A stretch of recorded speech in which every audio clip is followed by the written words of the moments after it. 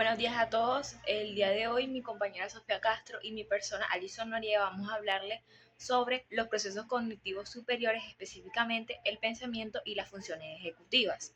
Antes de empezar esta presentación tenemos que tener en cuenta el contenido que vamos a tratar. Tenemos la introducción, la reseña histórica, los conceptos, que son conceptos que tenemos que tener en cuenta para entender este tema.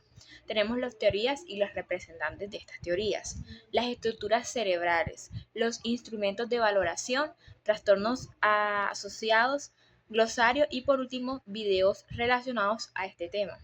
En un mundo cada vez más complejo y dinámico, nuestra capacidad para pensar, planificar y tomar decisiones de manera efectiva es mucho más importante que nunca. Las funciones ejecutivas que incluyen todos estos procesos, además de la resolución de problemas, se han vuelto un pilar fundamental para crear una sociedad que pueda navegar en el mundo con éxito. Por lo cual, en esta pequeña presentación hablaremos un poco sobre todas las funciones ejecutivas, el pensamiento, la importancia de estas. Además agregaremos datos como la reseña histórica, algunas teorías que lo fundamentan e incluso instrumentos de valoración o trastornos que se pueden desarrollar a falta de un manejo adecuado de estas funciones ejecutivas y de pensamiento. Bueno, para hablar sobre la reseña histórica debemos irnos a la antigüedad, donde filósofos como Aristóteles y Platón ya empezaron a destacar la importancia del pensamiento crítico y la razón. Luego nos vamos al siglo XIX, donde gracias al filósofo francés Paul Broca se identificaron las partes del cerebro que eran correspondientes a las funciones ejecutivas. Ahora, en el siglo XX ya se hace una investigación más detallada sobre estas funciones ejecutivas que buscaba más que todo saber su relación con el cerebro. Y en la actualidad, la neurociencia y la psicología siguen haciendo investigaciones para saber qué relación tienen las funciones ejecutivas con la cognición, la emoción y la conducta. A continuación les quiero hablar un poco sobre las teorías y las reseñas que fundamentan estos procesos psicológicos. La primera de ellas es la teoría de la inteligencia fluida y cristalizada. Esta fue creada por Raymond Kettle en 1940 aproximadamente y se retomó en la actualidad. Pero esta nos plantea dos importantes inteligencias. La primera es la fluida, la cual es básicamente la capacidad de resolver problemas nuevos, razonar de forma abstracta y adaptarse a nuevas situaciones sin depender de nuestros conocimientos previos. Esto es lo que la hace diferente a la inteligencia cristalizada, ya que esta es la que nos ayuda a tener como un conocimiento acumulado, vocabulario, hechos que adquirimos a través de la experiencia y de la educación. Esta se mantiene en base a nuestros conocimientos previos. También es importante recalcar que la inteligencia fluida es mucho más conocida en la primera infancia y la cristalizada cuando ya somos más grandes, o sea, en la etapa adulta. La siguiente teoría es la teoría de las funciones ejecutivas. Esta fue planteada por Alan Baddeley en 1934. Esta, como su nombre lo dice, ya nos habla un poco más puntualmente de las funciones ejecutivas, qué son, cuáles son y pues cómo funcionan básicamente. Nos dicen que las funciones ejecutivas son como unos procesos cognitivos que tenemos que son básicamente la memoria de trabajo, la inhibición, la planificación, la flexibilidad cognitiva, y todas estas nos ayudan a tener un mejor control de nuestra vida cotidiana. Luego tenemos la teoría de la cognición social, la cual fue planteada por Albert Bandura en 1925, y esta es más que todo se centra en cómo las personas procesan y almacenan y aplican la información relacionada con sus interacciones sociales, o sea, va más como a la adquisición y aplicación de ese mismo conocimiento. Esta tiene algunos temas que se abordan como la percepción social, la teoría de la mente, la empatía, ya que se va mucho más a nuestra convivencia con otras personas. Ahora vamos a hablar sobre los conceptos que tenemos que tener en cuenta en esta presentación. Como primer concepto tenemos la inteligencia fluida. Esta se refiere al conocimiento que nos permite resolver nuevos problemas. Luego está la inteligencia cristalizada. Esta se refiere al conocimiento, que ya viene adquirido desde casa, desde antes. Luego vienen las funciones ejecutivas. Este es un proceso cognitivo que nos permite planificar, organizar y tomar decisiones. Luego tenemos la cognición social, que se refiere básicamente a procesar información social. Y por último, pero no menos importante, tenemos el pensamiento, que es un proceso mental que nos permite analizar, generar ideas y nuevas soluciones. Al ser un proceso psicológico y mental, se relacionan ciertas estructuras cerebrales a la hora de explicarlo.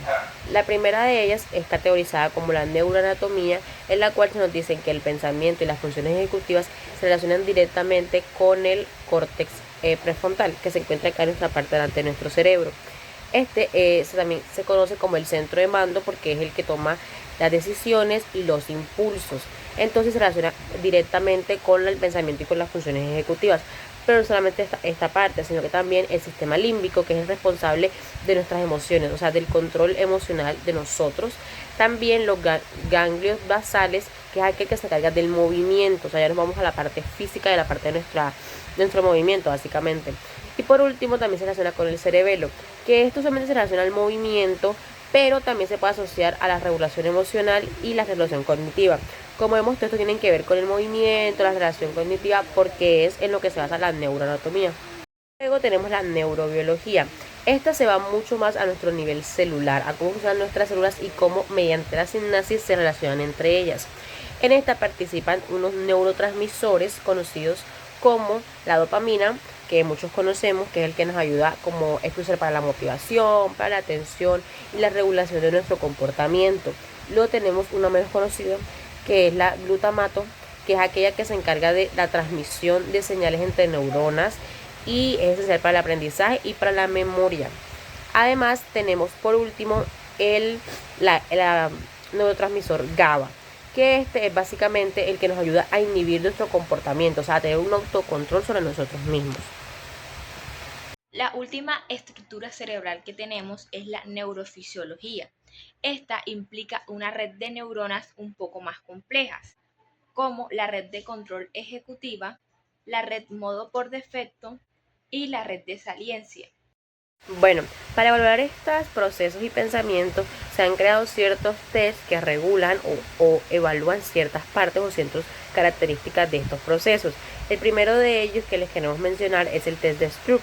Este se encarga de evaluar la capacidad de inhibición y el control de los impulsos que tienen las personas o los seres humanos en su vida cotidiana. Luego tenemos la Torre de Londres, que básicamente se encarga de medir la planificación y nuestra capacidad de resolución de problemas. Luego tenemos el Trade Making Test, que se encarga de analizar la flexibilidad cognitiva y nuestra atención. Luego tenemos el Wisconsin Car Storing Test, que básicamente evalúa la capacidad de cambiar estrategias, o sea, nuestra flexibilidad mental, esa flexibilidad que tenemos a la hora de no de funcionar algo, podemos cambiar a otra cosa o pues este tipo de situaciones. Y también tenemos el Brief, que es básicamente un cuestionario que mide las funciones ejecutivas en contextos cotidianos, o sea, ya no se va simplemente al cerebro, sino evaluarlas en una vida cotidiana y en situaciones diarias. Otro instrumento de valoración que tenemos es el DigitSam. Este evalúa la memoria del trabajo verbal. Luego está la escala de funciones ejecutivas. Este lo que evalúa es el autocontrol y la regulación emocional. Luego le sigue el Corsi Block Test. Es el encargado de medir la memoria del trabajo bioespacial. Otro instrumento de valoración que tenemos son las entrevistas. Esta nos ayuda a obtener información cualitativa sobre las funciones ejecutivas en la vida real. Y por último, pero no menos importante, tenemos las evaluaciones computadas, que estas básicamente son herramientas digitales que nos brindan evaluaciones sobre las funciones cognitivas. Ahora quiero hablar de los trastornos. Esto es algo muy interesante y muy importante de tratar porque los procesos psicológicos como el pensamiento y las funciones ejecutivas pueden verse afectados por diversos trastornos, ya que si una persona no tiene cierta discapacidad o cierto trastorno que le impide razonar como otras personas, eso va a hacer que su pensamiento, sus funciones cognitivas y sus funciones ejecutivas funcionen de manera diferente. Algunos de los trastornos que pueden afectar esto es, por ejemplo, el TDAH, el trastorno de déficit de atención, ya que afecta la atención, como su nombre lo dice, el control de impulsos y la planificación, que son conceptos claves de las funciones ejecutivas. También tenemos el trastorno del espectro autista. Sabemos que hay muchos espectros en este, pero la mayoría afectan la flexibilidad cognitiva, tal vez la resolución de problemas, no que no lo puedan hacer, sino que lo manejan de una manera diferente, precisamente puede afectar sus procesos cognitivos. También tenemos el trastorno bipolar, que esta afecta algo muy importante, que es la regulación de las emociones y además la capacidad de planificación, por decirlo de una manera. También tenemos el trastorno obsesivo compulsivo, que sabemos que impacta como el control de los impulsos y la flexibilidad cognitiva, ya que no permite que las cosas funcionen de diferentes maneras. Por último tenemos a la depresión, que sabemos que afecta nuestra regulación de emociones, la toma de decisiones y algo muy importante, que es la memoria a la hora de trabajar. Y por último, pero no menos importante, tenemos la enfermedad de Parkinson. Esta básicamente lo que hace es que afecta la movilidad de las personas y la memoria del trabajo, a su vez la regulación emocional. Entonces vemos que no todas las personas pensamos igual, no todas las personas trabajamos igual, e incluso hay personas que tienen ciertos trastornos o dificultades en su mente, por decirlo de alguna manera, aún así van a trabajar mucho más diferente que nosotros en nuestra vida cotidiana. Ahora, en el glosario tenemos las siguientes palabras claves. Como primera tenemos thinking, o sea, pensamiento. Luego está executive functions, o sea, funciones ejecutivas. Ahora, como primer video relacionado tenemos introducción a la neuroanatomía y a la neurofisiología. El segundo es neuroanatomía, introducción, clasificación y conceptos generales.